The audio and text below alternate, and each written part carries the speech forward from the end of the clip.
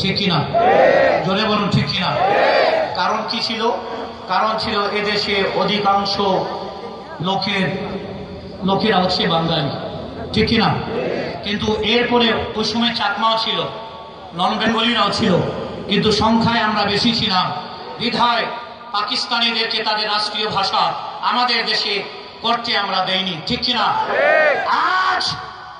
আজকে নাস্তিকদের কথায় পড়ে যারা রাষ্ট্রীয় ধর্ম ইসলামকে সংবিধান থেকে সরাতে চাচ্ছে, তাদেরকে বলে দিতে চাচ্ছি এদেশে মুসলমানদের সংখ্যা বেশি, আমরা কোনোদিন এটা মেনে নিতে পারি না, ঠিক কিনা? সুতরাং 85% মুসলমানের দিকে তাকাতে হবে, আর রাষ্ট্রীয় ধর্ম ইসলামকে বাদ দেওয়া সংবিধান থেকে এটা বরদাস্ত করা হবে না। এটা সুন্নিদের কথা, আমাদের সকলের কথা। আল্লাহ সুবহানাহু ওয়া তাআলা এটার উপর আমাদেরকে অটল